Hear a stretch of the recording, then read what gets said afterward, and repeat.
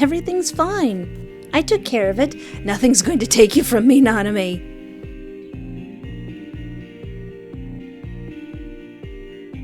Hello and welcome to my YouTube channel. I am Espoir du Vide, and today I'd like to play another Khywae game starring Nanami Kento called Stay With Me. A voice in the dark. There is a land of the living and a land of the dead, and the bridge is love, the only survival, the only meaning, the end. Did you enjoy this one? I hope so. Then, silence. He dreads the moment the voice leaves him. It always feels colder, lonelier without it, but another sound rises in its place, soft and rhythmic, steady, like a heartbeat. Lights flicker at the edge of his vision. Something warm brushes his cheek. He feels it, really feels it. His eyes shift beneath heavy lids, every blink a struggle. His body doesn't want to wake, but the sound, whatever it is, draws him towards it. With effort, Nanami opens his eyes. Nanami's not dead, Nanami is fine! The world is blurred, half in shadow, his left eye bandaged. His fingers graze rough fabric over it, and something deep in his chest twists. The room is unfamiliar. A table holds medical tools arranged with quiet precision, and in the corner, a small stack of books waits, quiet and undisturbed. Oh! The room is unfamiliar. A table holds medical tools arranged with quiet precision, and in the corner, a small stack of books waits, quiet and undisturbed. There it is again. That sound. He doesn't want to believe it, but he knows it. Sitting up feels like dragging himself out of water. His limbs are heavy, his breath shallow. Each movement aches. But still, he rises. He's fine! Slowly, stubbornly, he pushes to his feet. He stumbles. Pain bites deep into his side, but he doesn't stop. He reaches the door, fingers fumbling with the handle, and opens it. Ooh. The breeze hits him like a memory, warm, salted, alive. This feels real. Am I dead? Barefoot, he steps outside. The soil is coarse beneath him, the scent of the sea filling his lungs. Sunlight filters through thick tropical leaves, and just beyond, the shimmer of waves. And then I saunter out in a cute little dress, and I'm all like, "Morning, sleepyhead, you've been resting for a while. I thought that you were dead when you washed up on my aisle." And then I never let him leave. Did you know you tuck in your sleeve? Tell me now, who's Penelope? She's my wife. He walks forward with slow and uneven steps, the world around him too vivid to be a dream. Am I dead? The thought comes again, quieter, less certain. His memory is a blur of fire and screaming. Shibuya, the battle. The episode that I did not watch because I didn't watch that much Jujutsu Kaisen, but I know that he dies. Then, nothing. The waves touch his feet. He closes his eyes. No, I'm alive. Nanami! He turns at the sound of his name, heart jarring in his chest. She's standing there, panting, face streaked with sweat and something like disbelief. Relief softens her eyes, but panic clings to them still. Why aren't you in bed? Get back in bed! You're still bruised. You're awake. You step towards him, pressing your hands together to still their shaking. He's standing, breathing, here, totally not dead. Everything is okay now. I knew you were getting better, but I didn't expect you to just wake up and leave like that. A nervous laugh slips out, too quick. His eyes don't leave you, watching beneath the bright, unrelenting sun. The longer he stares, the tighter your stomach knots. Does he remember me? After everything he's been through, memory loss would be a cruel twist. How do you feel? He opens his mouth, but the words catch. He swallows and tries again. And then Your name, spoken hoarse and raw, but real. Every fiber in your body reacts. Yes? What happened? Where are we? You nod, expecting the questions. I'll tell you everything, but first let's get you inside. The sun is still too strong. His legs falter beneath him. He drops to one knee. Oh! Listen, I can't carry you, Nanami! You rush forward. Nanami! You slip your arm beneath him and steady him. Come on, I've got you. He's very big, and I'm rather small. He'd need to help me carry him. 2 months ago, October 31st, Shibuya. Even before they brought Ino in, you knew something was wrong. There had been a pressure in the air all day, a weight in your chest you couldn't shake, the kind that whispered someone's life was about to change, maybe end. You stood in the makeshift infirmary beside Shoko, hands stained with blood and antiseptic, trying to stay focused. But your thoughts had already drifted too far, past the white sheets, the stretchers, and the flickering overhead lights. To him, Nanami, your baby girl. Where was he? Was he safe? The sound of wings pulled your attention back. Megumi stepped into the room, his wolf Shikigami carrying someone across its back. It was Ino, unconscious. His face was pale, his body limp, chest rising in shallow, uneven breaths. Gojo-sensei has been sealed. You froze, the gauze in your hand crumpled under your tightening grip as Megumi lowered Ino to one of the stretchers, calling out to Shoko. But his voice felt far away, drowned beneath the sudden deafening rush of your heartbeat. Wait, Gojo? Gojo Satoru has been sealed? Didn't he say he was the strongest? Didn't he say he'd win? Where's Nanami? Probably inside the barrier. We split up. Your mind spiraled. You remembered the dream Nanami told you about. The quiet life he hoped for. What if he never got the chance to reach it? Yeah, didn't he want to go to Malaysia or something? What if this was it? Someone said your name. You flinched, pulled abruptly back to the present. Megumi was gone. Shoko stood beside you, watching. Her eyes were as tired as ever, ringed with shadows, but beneath them there was something else. Understanding. Concern. Go. You glanced toward Yaga, standing near Ino's stretcher. But Yaga said if you leave quickly he won't notice. You hesitated, unsure of what held you back. Orders?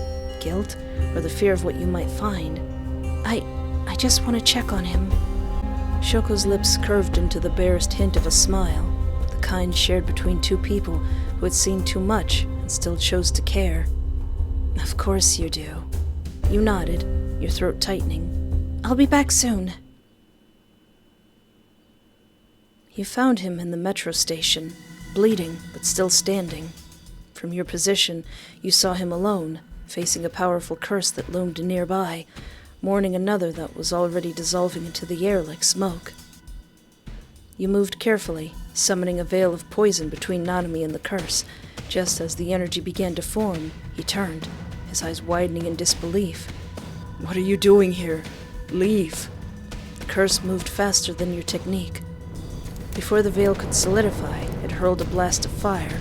The flame struck the forming barrier, igniting it mid-air. Ooh. The resulting explosion tore through the platform, sending both of you flying through a wall of shattered glass. You hit the ground hard.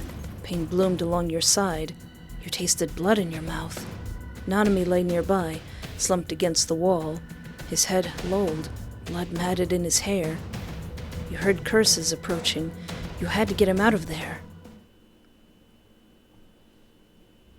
Mahiro's voice echoed through the broken metro station. You pressed against the wall, struggling to breathe.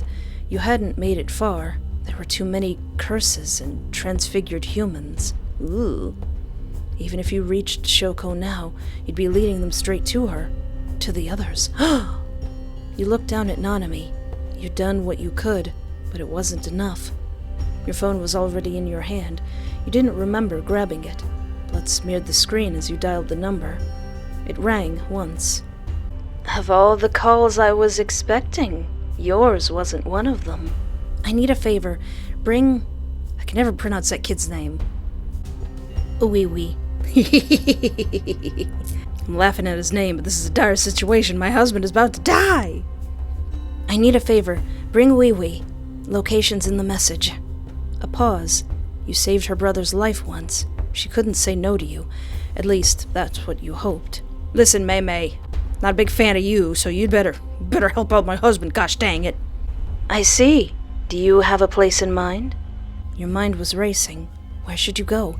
But one thing was certain. If Nanami stayed in Tokyo, he'd die. A place far, far away. Oh.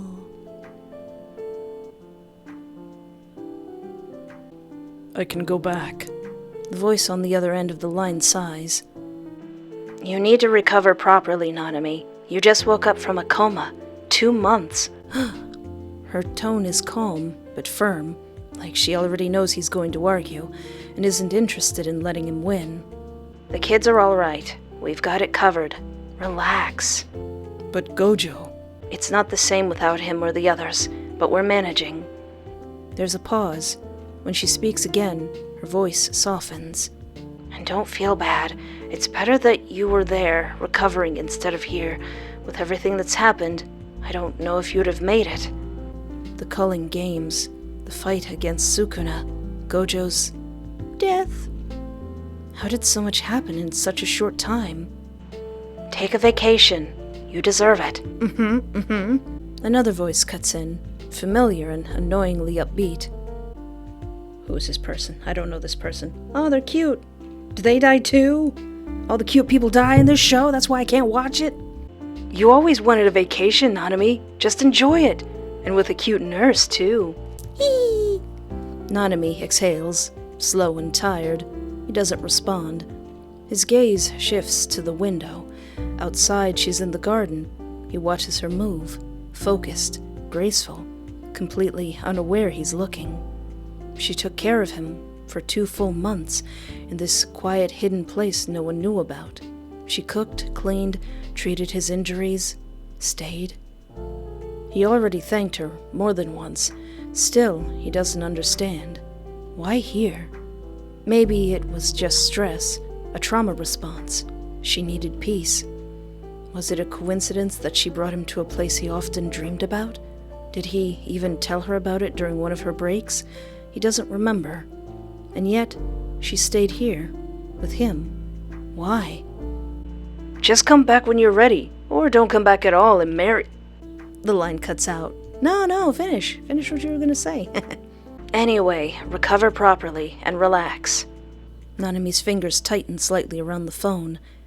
If the kids need anything, tell them they can contact me. Shoko hums. It's not quite a yes, not quite a no. Just that quiet sound she makes when she knows he means it. And Nanami, try not to mess this up again. He grunts and ends the call. What do you mean again? The door opens behind you, and you glance up. Nanami steps outside. He looks better, steadier after the last healing session, but he still has a way to go before he's fully recovered. Now that he's awake, you can't help but wonder, will he prefer to go back and have Shoko heal him? How is everybody doing? I'm not going to beg you not to leave yet. Fine. They're still reorganizing after everything that happened. You nod, though a chill runs through you at the memory. The updates you heard during those 2 months had been overwhelming, distant, chaotic, impossible to look away from. You weren't there to help.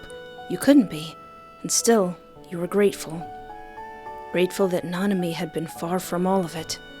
You get up and smile at him. Are you ready to change your bandages? You gently peel back the old bandages, then clean the wounds with practiced care. After so many days, the routine feels almost automatic, familiar. You sense Nanami's gaze on you. When you glance up, he looks away. Nanami will sense my gaze on him. You smile to yourself. It still hits you. He's awake. You've been doing this every day? His voice is quiet. You hadn't realized how much you missed hearing it. Yes. Why? You finish wrapping the fresh bandages, your hands moving without thought. I'm your assigned doctor at Jujutsu High. Did you forget? Nanami lets out a low grunt, the same one he always used to make. You laugh softly. Some things never change. Listen, you. I'm going to take care of you and you're going to like it. 2 years ago, Tokyo Jujutsu High. The director had told you that Shoko was overworked and needed support, so you were brought in to help. Your ability to heal with reverse curse technique was rare, valuable. The work was constant, but you handled it the best you could. One day, a new patient appeared, tall, broad-shouldered, with a calm, unreadable expression. Of someone who had seen too much and still kept going. Shoko let him in. This is Nanami Kento. Why don't you try healing him while I take care of the others? You nodded, motioning for him to sit as Shoko moved on the second case. The session was brief. You made small talk about the weather, a new bakery that had just opened up in Kagurazaka. I don't know where that is. You weren't sure if he was actually listening until he asked what kind of bread they sold. Oh yeah, doesn't Nanami like sandwiches? Shoko watched the two of you from across the room, glancing over now and then with a strange little look in her eyes. Later, as Nanami left, she turned to you. You're going to be responsible for treating him from now on, okay? You agreed and didn't think much of it at first. He rarely came in with more than a few cuts or minor injuries, nothing like the others. Quiet, composed, always professional. But after a few visits, he offered to buy you coffee during one of your breaks. Just once, he said, to return the favor. But then it kept happening, over and over. Sometimes you wondered if he was flirting, but people flirted during work all the time. It was a way to pass the time, nothing more. Still, you liked his presence, the way he listened, his deadpan humor. Eventually, you grew comfortable around him. Does he have humor? He even smiled once or twice. You weren't sure if he meant it, but it stayed with you longer than it should have. One afternoon, during one of those quiet breaks, he sat beside you, fingers loosely wrapped around his cup. There was something different in his posture, like he was working up to something. Would you like to? Footsteps. Shouting. Gosh dang it! We have an emergency! Come quick! Ugh! You didn't hesitate. You and Shoko ran to the surgical room. The patient, a young sorcerer, was already slipping. You tried everything. Nothing worked. When it was over, when the room had gone still, Shoko exhaled beside you. He just got married. We need to tell his wife he didn't make it. You nodded, numbly. You were glad it wouldn't be you delivering the news. Later, drained and raw, you sat down in the hallway. Nanami was there. Did he hear the news? Probably. He handed you a warm cup of coffee without a word. Thank you. You took a long sip, let the warmth anchor you. Oh, did you want to say something to me earlier? He looked at you for a long moment, searching, maybe, or deciding. Then he shook his head. It wasn't anything important. Was he going to ask me out on a date? At first, Nanami doesn't know what to do with so much free time. He starts with reading. You bought him a small stack of books from the village, some fiction, some poetry, a few obscure ones you thought might catch his eye. He reads quietly in the house or stretched out in the hammock by the sea, eyes tracing the words as the waves roll in. But one night, he turns to you. Did you used to read to me before? You blink, surprised. Yes, I did. Did you hear it? I think so. It made the darkness a bit more bearable. Oh. You bite your lip, trying not to smile too obviously. Do you want me to keep doing it? He hesitates, just for a breath. Please. Oh. So you do. You read to him every day, sometimes on the couch, sometimes at his bedside. He listens with his eyes closed, his breathing slow and steady. And sometimes You think you catch the hint of a smile on his lips. Life on the island settles into something soft, peaceful. You keep healing him, helping him through physio, guiding him back into his body bit by bit, and when he's strong enough to walk more easily, you show him around. You've grown vegetables in the garden, herbs along the edges. Nanami offers to help, but you refuse. He's not ready yet. He sits in his chair nearby, watching. The breeze tousles his hair. Sometimes he closes his eyes and just breathes, long and deep, like he's never allowed himself to before. 'Cause he probably hasn't. Thank you for bringing me here. He pauses. If I had died, I wouldn't have known what this could be. Your heart stirs. He says things like that sometimes. Quiet, honest things he probably doesn't realize affect you the way they do. This is another choice. Like, you don't want to leave, right? You're not leaving. You're staying here. You deserve to rest. I never believed that before. Rest felt like weakness. Like stepping away meant giving up. Now you listen here. Rest is work too. You don't need to work to deserve rest. Don't get me started. He glances towards the sea. But now, I think I finally understand the difference. That's good to hear. You rise, slowly, feeling the strain in your legs as you stretch out the stiffness. I need to go to the village for supplies. I'll be back soon. How far away are we? I'll be back soon. You help him back inside. He doesn't say anything, but the way his eyes follow you says enough. He wants to go with you. Stay inside, okay? Why? Are you afraid I'll follow you? Yes, I'm terrified you'll chase me down with those wobbly legs. I'm gonna say that. He huffs, more amused than offended. Give me a few more days and I'll be carrying the groceries myself. Then rest up. Prove me wrong. He hums, but doesn't reply, just leans back in the chair, watching you go. The last time you went to the village, he was still unconscious. You locked the door, just in case. But now he's awake, mobile and stubborn.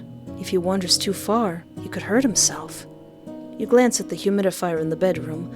During his worst nights, you used to add a trace of your poison, just enough to numb the pain, let him sleep. You could use it now, just a little. He wouldn't notice. It would keep him from leaving the house until you returned. I see where this is going. No, I think we're gonna have to get the bad ending second. No, I'm not gonna put the poison in the humidifier. Yet. You trust Nanami. He's stronger now. Clearer. You know what? What if I'm avoiding all of the you can't leave, I won't let you options, and he does leave and he does end up getting himself hurt, and it turns out maybe I should have put the poison in the humidifier? It'll be fine. You'll only be gone a few hours. When you return, he's asleep on the chair by the window, book resting in his lap. You smile and gently take it from his hands. He murmurs your name in his sleep, barely audible. Your heart stumbles. You don't know when it started, this feeling, but now that it's here, you can't seem to let it go. Pretty much the first time I saw like a TikTok edit of him, that's when it started. You and Nanami are out on one of his daily walks, part of the slow, steady return of strength to his body. The air is warm, the sky clear, and the sea breeze follows you through the trees. That's when you find it. A cave, tucked behind the rocks, half hidden by overgrowth.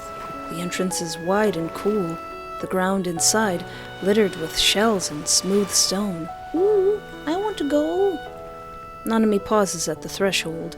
You glance at him. You can tell he wants to say something. You've known him long enough to recognize the way his posture shifts, the quiet tension in his shoulders. But you wait. He'll speak when he's ready. You step inside to gather a few shells, something small to decorate the house. That's when you hear it, a familiar gurgling sound. You freeze. Is it my stomach again? A curse.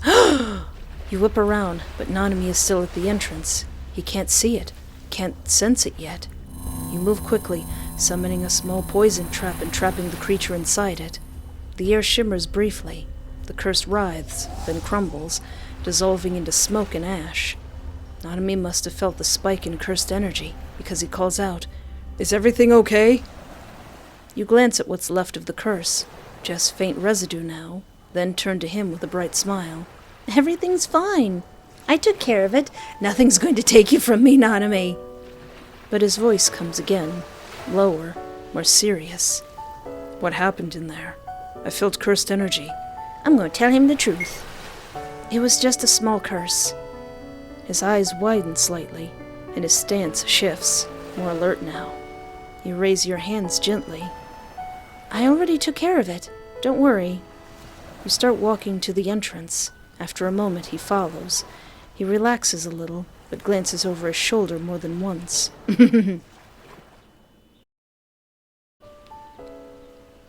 Outside, a low rumble rolls across the sky. Wind rustles the trees, and dark clouds creep in where sunlight once was. A sudden gust lifts the scent of rain in the air, and then it starts. Heavy drops patter against the leaves, and thunder echoes all around you. "Maybe we should wait a little." You find a dry spot beneath a rocky outcrop and sit on a large stone. Nanami joins you, and together you watch the rain pour over the trees and ocean. It's quiet, almost peaceful. Then he speaks. "Why did you choose this place? This island?" You turn to him. Does he not remember? "You told me once you wanted to go to a place just like this." Oh. October 30th, one day before the Shibuya accident. You had finished work for the day and were drinking with Shoko, who, as you learned, could drink a lot.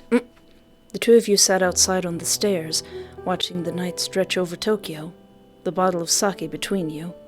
That's when Nanami arrived. You looked up but didn't say anything, just held out the bottle silently. He hesitated, then took it.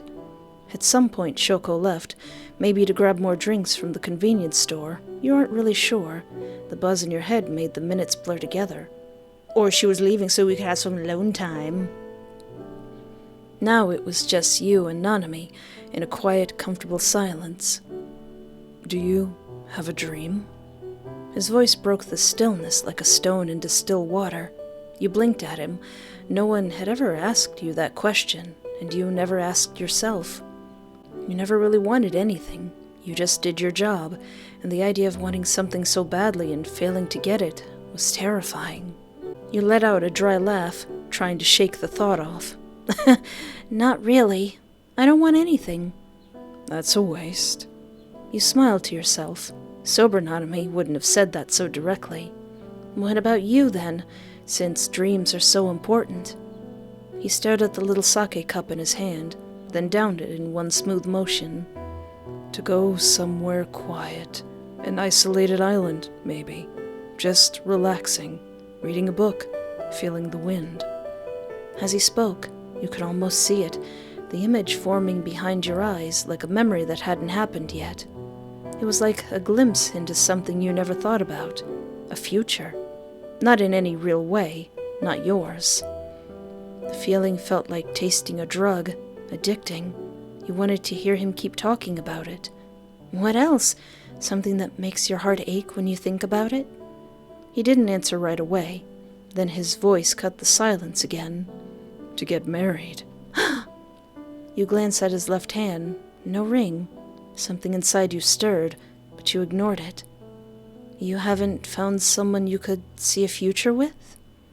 His gaze lifted to meet yours, heavy-lidded from the alcohol, but clear underneath. "I have." Your breath caught, just slightly. "Then, what's stopping you?"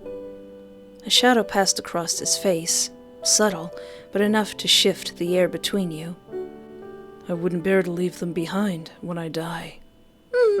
The words settled between you like a fog, quiet and heavy. Before you could say anything else, Shoko returned, arms full of snacks and more drinks. The moment passed, but you didn't forget it.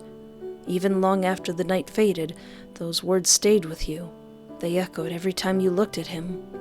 If you didn't have to be a sorcerer, you could have that life, a family. You'd seen so many lives cut short, so many dreams abandoned mid-sentence. You didn't want that for him. Somehow, more than anything, you wanted him to be one of the few who got to live. Maybe you couldn't escape this cursed world, but maybe he could. And if you could help him reach that future, you would.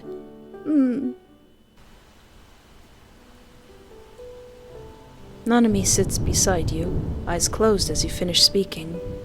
For a moment you wonder, did he fall asleep? Was your story that boring? You huff a soft, fake offended laugh and lean just slightly towards him. Did you seriously fall asleep while I was talking? His eye opens slowly, and your breath catches in your throat.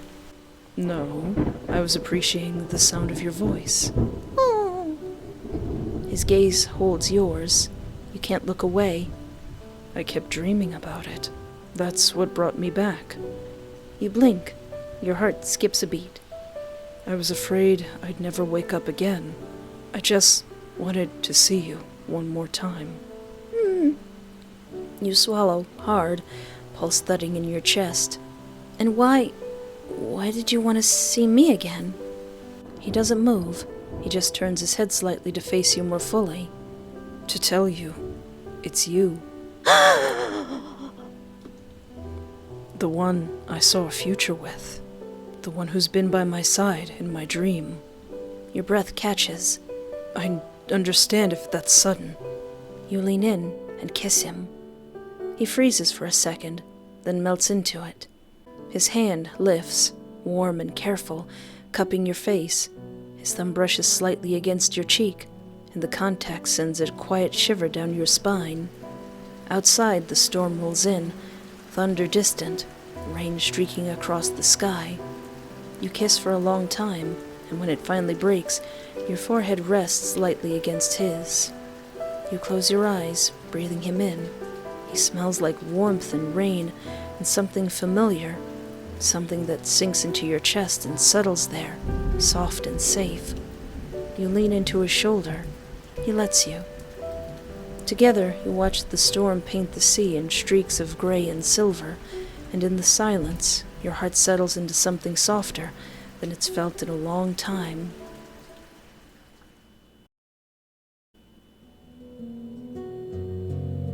After the kiss, the days seem to pass more quickly. Nanami remains respectful, almost too much so. He doesn't initiate anything beyond soft kisses, shared glances, quiet touches, but it's enough. You spend your time wrapped in a kind of quiet happiness. You read curled up together on the couch, take slow walks along the beach at dusk, and sometimes splash each other in the shallows like you're both younger, freer, lighter. On rainy days, he prepares meals with you, slow and careful with his hands, or naps beside you under a blanket while you read aloud to him. This sounds lovely. Sometimes he holds your hand without saying a word, and that alone feels like everything. He grows more focused during his rehabilitation, more serious, like he's training for something. There's one particular movement he repeats, slow, controlled, again and again. You don't know what it means, but you don't ask.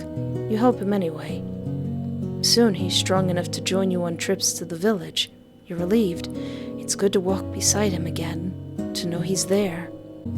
While you're buying fish, the old fisherman gives Nanami a warm smile.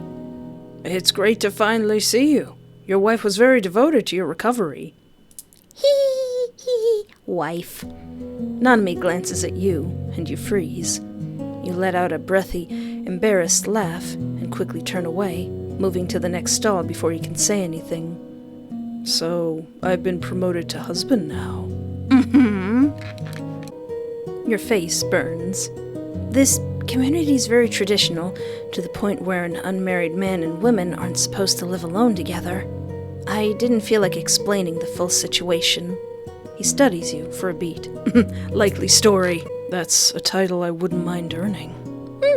You let out an awkward laugh and waved it off, still mortified by the fisherman's assumption, but your heart is fluttering a little faster. You walk side by side through the village, warmth still lingering in your chest when you start to hear the whispers. A creature haunting the outskirts. Strange disappearances, mostly children, electronic devices malfunctioning, flickering lights, phones cutting out, radios dying mid-sentence. Nanami, don't you go out there by yourself and get yourself killed. We're making progress. Before you can fully process it, Nanami has already stepped towards the gathering villagers. Do you have more information about this creature? You quickly move to his side, your pulse spiking. You shouldn't be thinking about curses. Not now. Maybe not ever again. The more I choose the options that aren't possessive, the more I feel like it's a bad idea, but let him speak. You watch him speak to the villagers, heart pounding, but you don't stop him and stay by his side. He listens, asks questions, then turns to you. It might be a curse. Yes. What should we do? Go home. You open and close your hands, glancing at the villagers. We need to gather more information. I'll talk to them later. He nods, and you start walking back home together.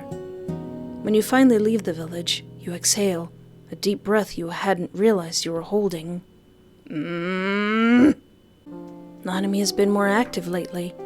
He walks with less hesitation, talks with more ease. Some days, he even goes to the village alone, just for the quiet routine of it.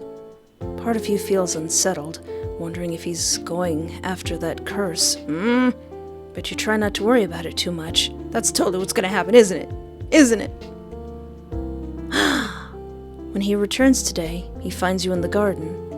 He sets down the small basket of vegetables he picked up from the market and joins you for his usual routine, the one movement he's repeated for weeks now. You watch him do it easily. No strain, no hesitation. He kneels to the ground, breathing steadily. Good job. You don't even need to practice anymore. But he doesn't rise.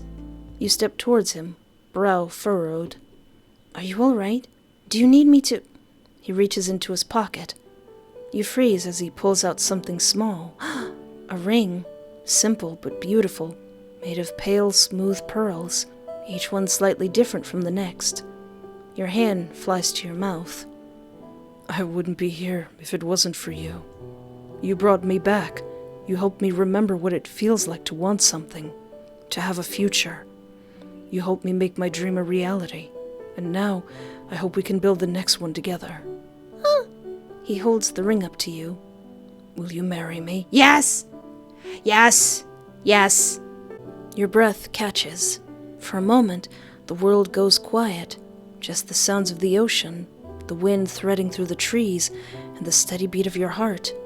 You look at him, at Nanami, the man who, even now, still carries so much quiet in his eyes. But this is different. There's hope in him now, and you feel it blooming in you, too.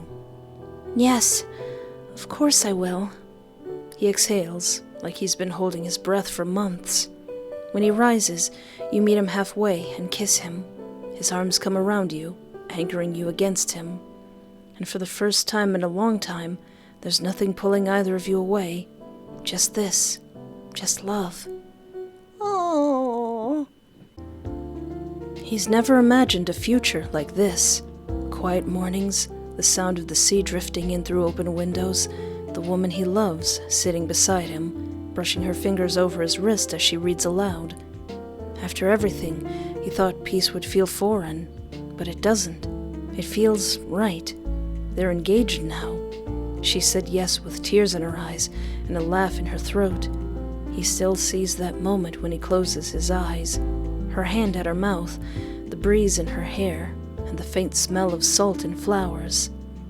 He hasn't stopped wearing that smile that came with it. Oh. So when he brings it up, just casually, between sips of tea, he doesn't expect the shift in her expression. I was thinking, maybe we could go to Tokyo, choose wedding clothes, tell the others. She stills, blinks, then calmly sips her drink. Do you really think that's necessary? He watches her over the rim of his cup. It'd be good, don't you think? We'd come back after. She hums, a sound without commitment. Oh. Do you really want to go? Yes, I do. She nods, slowly, and gets up. I see. Let me think about it, okay? She leans in, presses a soft kiss to his forehead, and walks out of the room. Oh. He watches her go, a small crease forming between his brows. Did I say something wrong?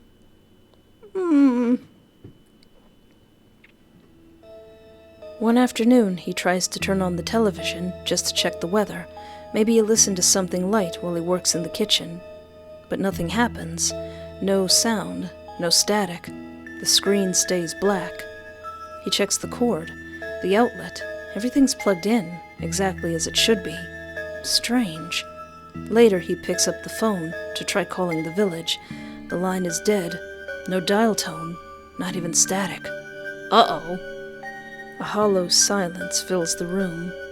His fingers hover over the receiver for a moment before he sets it down. Could it be the curse's doing? The thought lingers, but he doesn't say it out loud. And lately, he's been feeling weaker, slower, not in any dramatic way, just a heaviness in his limbs that takes a little more effort to shake off every morning. He mentions it to her once while they're eating dinner. She gives him a small smile and says it's probably the heat, the humidity, summer coming in strong. Summer wouldn't knock out all the power like that. He nods, tries to believe it, but it doesn't quite sit right. And the villagers are still talking. More children gone missing, more strange malfunctions. He can't ignore it anymore. We should go after that curse. She hesitates, then gives a quiet answer. I know. Today. She holds his gaze. There's a beat of silence between them, stretched just long enough to make their air feel heavier. Then she sighs. All right. She agrees, but her body tells a different story. The way her shoulders stay tense, the way she doesn't look at him when she says it.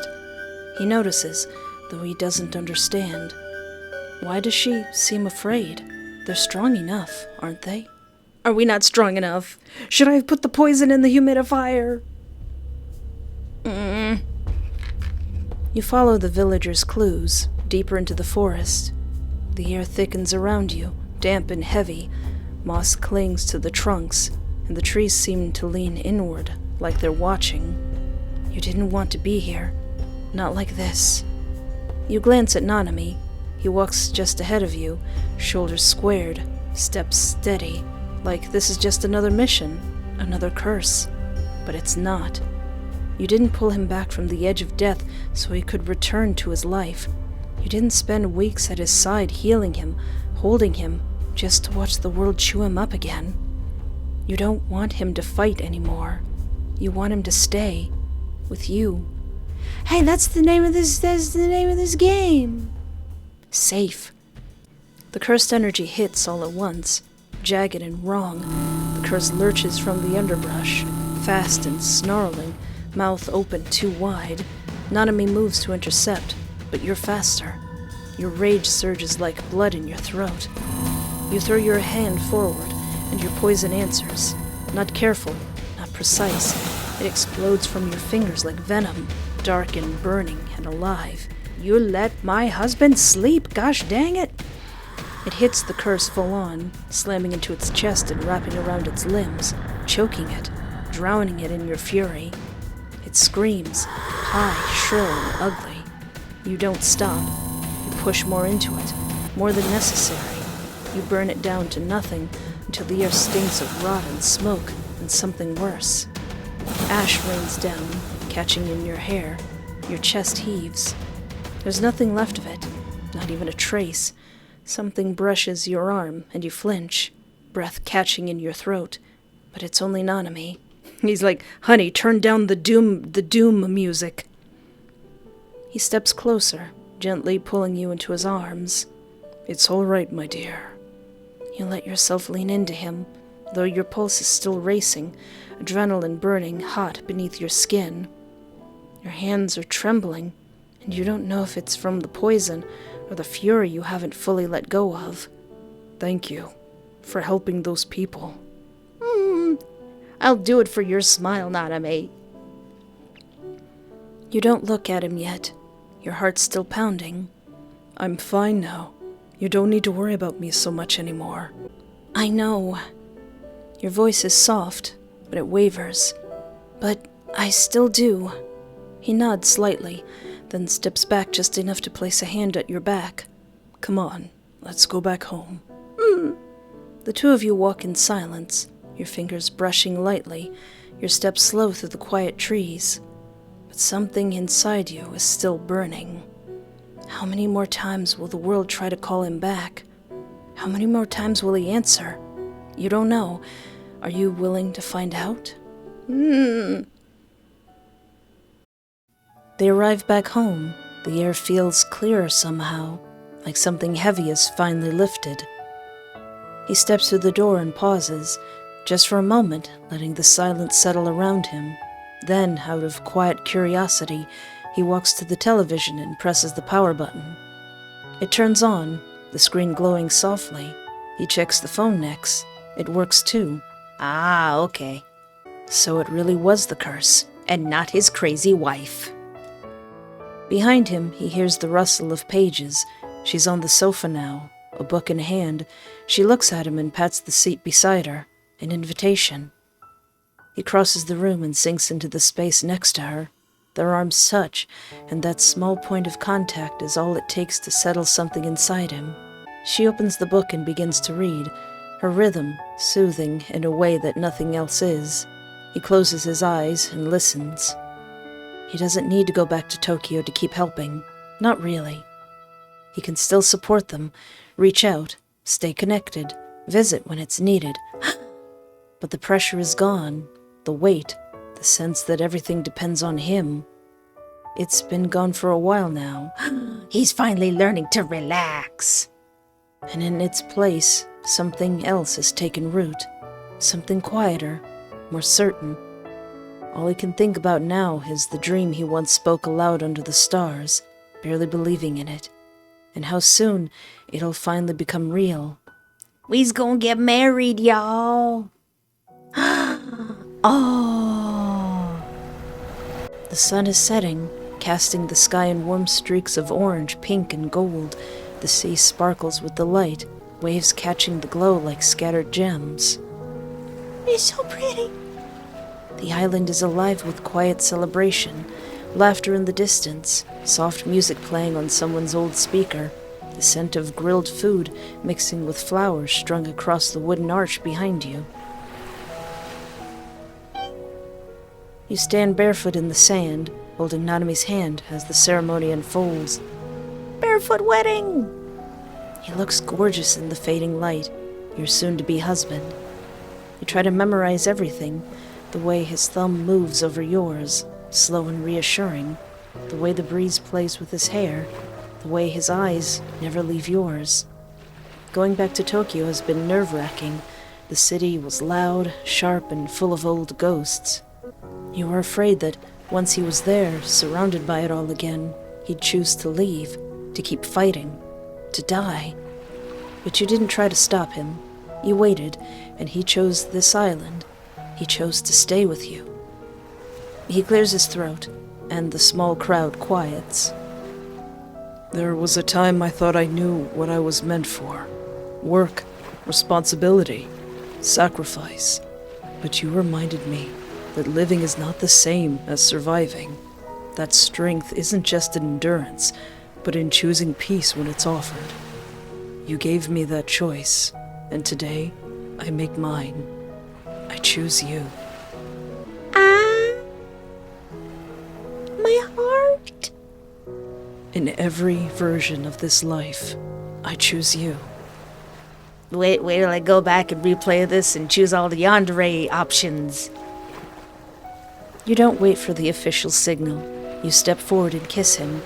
The moments your lips meet, cheers erupt. Through the blur of your tears, you see familiar faces in the crowd. Shoko is clapping with that tired little smile that says more than words ever could. Ino is sobbing, and someone hands him a tissue. Nanami's Khywae are there too. All of them. His face lights up when he sees them. that rare, unguarded smile spreading across his face. Yuji is the most enthusiastic, waving both arms like a kid at a festival. Oh. Later, you find a moment to yourself and walk down to the sea. The sky is dimmed into lavender, the waves are quiet, and the celebration hums gently behind you. Nanami appears at your side and takes your hand, fingers intertwining with yours. Which dream should we chase now? I got like a little warmness in my heart at that line. You found the perfect person. You've achieved your dreams together, and you're holding hands. And he says that to you. He says, "What dream should we chase next, together? May this love find anyone who seeks it." You glance at him, surprised. What? You always focus on everyone else. On me. On healing. On protecting. When was the last time you thought about what you wanted? If I want something for myself and lose it, I don't know what I'll do. He squeezes your hand. Then don't do it alone. If it's terrifying to have a dream by yourself, then let's create one together. You smile, your heart full, and lean your head against his shoulder. All right.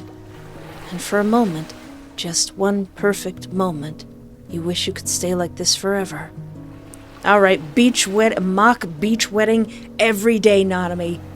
Okay, that's too insane. Every week, then. We get dressed up, we get dolled up, and we have a fake wedding every week. Maybe you can't, but you'll carry this moment with you. Always. Ending 3 of 3. Oh. Oh. Oh. Like I said in the last video, this is why I can't watch Jujutsu Kaisen. Because this kind of stuff isn't gonna happen. It's all gonna be sad. Unless Gege starts to discover happiness real quick. There's no kitchen fire lit, but the scent of warm bread drifts faintly through the deck. It's gone as quickly as it came, like a dream interrupted. Khywae, you cooking? You cooking? What you cooking? What you cooking? You return the VHS to her, and she smiles at you. Thanks. How was it? I hope you enjoyed the tape. Very. The only downside, it's not real. Alright, so what if I go back and I choose all the, are you going to leave? Don't leave, you can't leave. Like I'm a gosh darn cat. Nanami doesn't answer right away. The pause stretches just long enough to make your pulse stutter. No, I still need to recover properly. He lowers his head slightly, his voice quieter than before. I'm sorry to be such a burden. You're not a burden. I'm just relieved you're okay. You aren't a burden. Not to me. Never to me. The words rise to your lips, but you hold them back. He looks like he wants to say something more. His mouth opens slightly, but he closes it again. Whatever it was, he keeps it to himself. You get up and smile at him. You ready to change your bandages? I promise I will not tie you to the bed. This place, makes you never want to leave, right? He nods.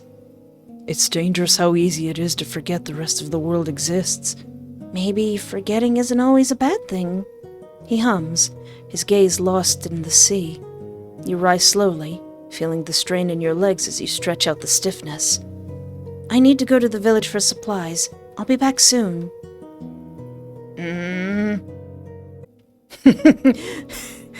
Why? Are you afraid I'll follow you? No, I know you'll be a good boy for me. Right? Good.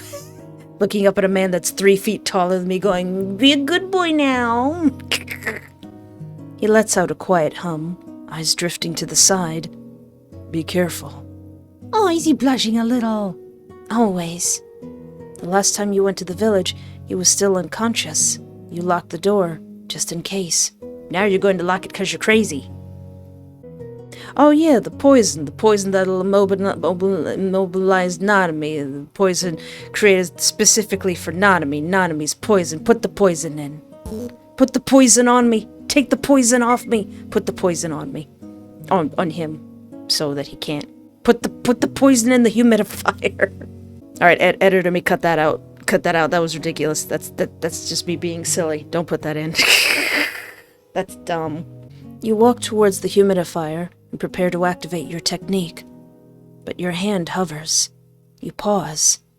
No, you need to trust him. He won't leave. You step back. I was gonna. What happened in there?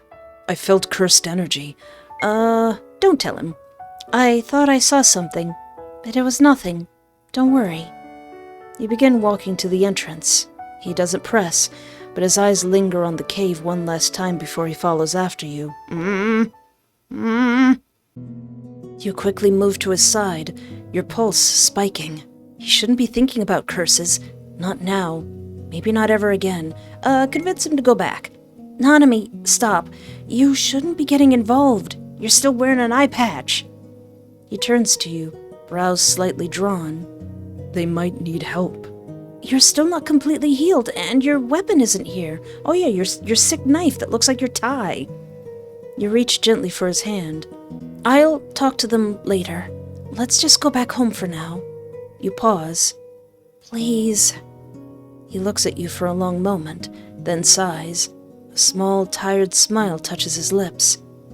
Let's go. When you finally leave the village, you exhale, a deep breath you hadn't realized you were holding. You freeze as he pulls out something small, a ring, simple but beautiful, made of pale, smooth pearls, each one slightly different from the next. I was thinking, maybe we could go to Tokyo, choose wedding clothes and tell the others. She stills, blinks, then calmly sips her drink, And gives you the side eye. Do you really think that's necessary?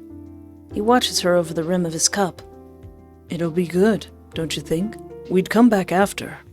She hums, a sound without commitment. She's rethinking putting that poison in the humidifier. One afternoon, he tries to turn on the television, just to check the weather, maybe listen to something light while he works in the kitchen. But nothing happens. No sound. No static. The screen stays black. Is it not the curse this time? Is it me? Lately, he's been feeling weaker, slower, not in any dramatic way, just a heaviness in his limbs that takes a little more effort to shake off every morning. Uh-oh. He mentions it to her once while they're eating dinner. She gives him a small smile and says it's probably the heat, the humidity, summer coming in strong. You know, when it's a wet heat, then it's really dangerous. He nods, tries to believe it, but it doesn't quite sit right. And the villagers are still talking. More children gone missing. More strange malfunctions. Uh-oh. He can't ignore it anymore. We should go after that curse. She hesitates, then gives a quiet answer. I know. Today. She holds his gaze. There's a beat of silence between them, stretched just long enough to make the air feel heavier. Then she sighs. All right. She agrees, but her body tells a different story. The way her shoulders tense, the way she doesn't look at him when she says it. He notices, though he doesn't understand. Why does she seem afraid? They're strong enough, aren't they? Aren't we? You didn't want to be here. Not like this. You glance at Nanami. He walks just ahead of you, shoulders squared, steps steady, like this is just another mission, another curse. But it's not. You didn't pull him back from the edge of death so he could return to this life. You didn't spend weeks at his side healing him, holding him, just to watch the world chew him up again. You didn't want him to fight anymore. You want him to stay. With you. Safe. The cursed energy hits all at once, jagged and wrong. The curse lurches from the underbrush, fast and snarling, mouth open too wide. Nanami moves to intercept, but you're faster. Your rage surges like blood in your throat. You throw your hand forward, and your poison answers. Not careful, not precise. It explodes from your fingers like venom. dark and burning and alive. It hits the curse full on, slamming into its chest and wrapping around its limbs, choking it, drowning it in your fury. Never make somebody's wife-fiancé mad. It screams, high, shrill, and ugly. You don't stop. You push more into it, more than necessary. Wait, am I gonna end up hurting myself? You burn it down to nothing until the air stinks of rot and smoke and something worse. Ash rains down, catching in your hair. Your chest heaves. There's nothing left of it, not even a trace. Nanami turns to you and he's like, "That was really hot, honey." You let yourself lean into him, though your pulse is still racing, adrenaline burning hot beneath your skin.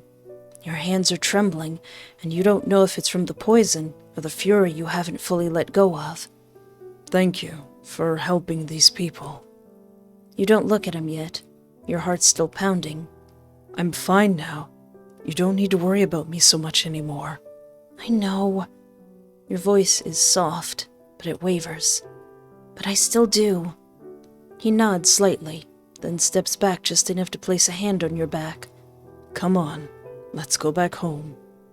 The two of you walk in silence, your fingers brushing lightly, your steps slow through the quiet trees. But something inside you is still burning. How many more times will the world try to call him back? How many more times will he answer? You don't know. Are you willing to find out? I mean, we could put the poison. We could put the poison on him. They return home as the sun begins to dip behind the trees, painting the sea in gold and violet.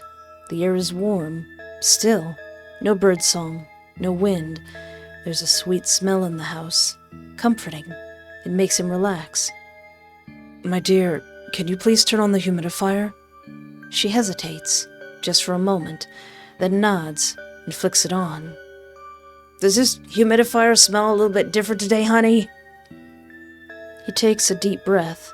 The warmth spreads through him. His body feels light, weightless. She guides him gently towards the bed and sits. He rests his head on her lap, eyes already fluttering closed as her fingers move through his hair. She leans down, presses her lips softly to his forehead. He thinks there was something he's meant to remember, something he was worried about. But now, he can't recall what it was. Maybe he doesn't want to. Sleep, my dear. Her voice is quiet, soothing like a lullaby. You don't have to worry about anything anymore. I'll take care of it. I'll protect your dream. He looks up at her, vision a little hazy, but clear enough to see the smile in her eyes. And in that moment he knows he never wants to leave this place. Not the island, not her, not this peace. I mean, that's not so bad. That's not too bad. The wedding is small, just the two of you and a handful of villagers. Oh, no fanfare, no noise. He smiles when he says his vows. Oh, he's not in his awe. We didn't even go to Tokyo and get any outfits. He's calm now, quiet, exactly how he should be. He doesn't talk about Tokyo anymore, doesn't mention the others, doesn't dream of anything beyond the sea and your quiet little house. You've fulfilled his dream, and he doesn't worry about curses anymore. He doesn't worry at all, because he has you, and you'll protect it, all of it, forever. Oh no! Ending 2 of 3. Oh dear. Well, this isn't so bad. We only put a little poison in the humidifier, just a little. Alright, so I went through and did a mix of being crazy and wanting him to stay, and being not crazy and being sensible and allowing him to move around and be his own person. So this is right after we've killed the curse that's been messing with our electricity and stuff and stealing children and whatnot. There's a smell, faint but distinct, lingering. I swear I didn't put the poison in. Coming from the bedroom. Nanami pauses in the doorway. Why hadn't he noticed it before? Had the fresh air outside cleared his head? Or is he only now letting himself notice it? It's the same scent from the forest. The same poison she used against the curse. Did I put the poison on him? Slowly, a thought clicks into place. Was it also used on me? He turns to her. His chest tightens. Did you use your poison on me? Well, first of all, how very direct of you, sir. Her face pales. Kento. He moves past her, towards the television. If it still doesn't work now, was it really the curse's doing? But she steps in front of him, blocking the way, eyes wide, breath uneven. Oh boy. He doesn't say anything. He turns and walks out of the house. The sea wind brushes against his face, but it doesn't clear the ache in his chest. She didn't trust him.